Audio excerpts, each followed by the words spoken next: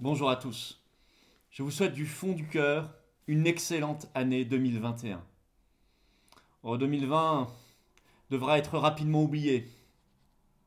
Que cette année fut difficile pour notre cher et tendre pays. L'année de la crise sanitaire et évidemment de la crise économique et sociale, des faillites, conséquence des choix terrifiants qui ont été faits. Une année aussi où on a vu la crise de l'hôpital et nos grands services publics tenir grâce à des hommes et des femmes formidables, mais très affaiblis par des années et des années de choix criminels, d'austérité. Le choix de l'Union européenne. 2020 fut aussi l'année où notre dignité a été attaquée, la liberté de chaque Française, de chaque Français, mise en danger, comme jamais, y compris nos enfants sous masque dès 6 ans. 2020 fut l'année de tous les censeurs, l'année d'un terrible plongeon totalitaire, disons-le. L'année de la folie covidiste, où peu à peu notre pays s'est transformé en absurdistan avant de se muer de plus en plus clairement sous nos yeux en une véritable dictature, tout simplement. Oui, 2020 devra être vite oublié, mais il va falloir nous battre. Et je souhaite que 2021 soit l'année de la résistance. L'année du réveil et de la résistance. Le réveil du peuple français et de toutes ses forces vives.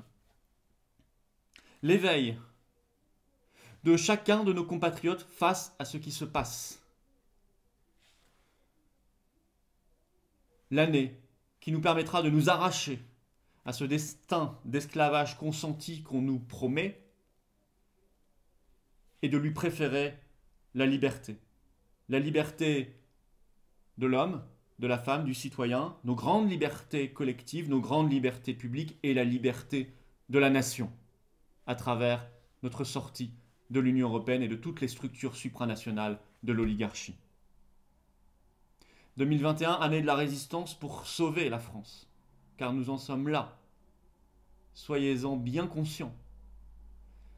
L'année d'une grande réinitialisation patriotique face à la grande réinitialisation mondialiste et oligarchique qu'ils nous promettent et qu'ils bâtissent avec opiniâtreté. Nous serons là face à leur immonde projet pour imposer le choix de l'avenir, le choix de l'espérance, le choix des générations qui viennent, le choix de la France, le choix de la liberté. La situation est difficile. Elle est moralement insupportable, je le sais pour beaucoup d'entre nous. Mais il y a des sujets d'espérance très concrets en cette toute fin d'année 2020. Le Brexit tout d'abord, qui aura lieu cette nuit même, à minuit. Un pays va quitter l'Union européenne. Pour la première fois, cette structure va rétrécir, s'affaiblir. Et le Royaume-Uni montre qu'il est possible de sortir de la prison germano-européiste sans y laisser la moindre plume, au contraire, en reprenant la maîtrise de son destin, de sa liberté et de sa souveraineté. Il y a d'autres motifs d'espérance. D'abord, vous le voyez, il y a en France même des gens qui se lèvent. Il y a des lanceurs d'alerte en cette année 2020 qui, malgré la censure, malgré l'opprobre, ont choisi de parler, de ne pas se taire et de dire la vérité. Et ça, c'est un motif d'espoir gigantesque. Nous le voyons bien nous-mêmes aux patriotes. Notre mouvement a connu, ça n'est même pas une ascension, c'est une explosion vertigineuse cette année. Et nous ne sommes qu'une petite parcelle de la résistance française. C'est dire. Et ça va continuer, ça va s'amplifier en 2021. Oui, le 9 janvier, nous serons tous à Paris, sous les fenêtres du ministère de la Santé, à partir de 15 heures, pour un très grand rassemblement à vocation nationale.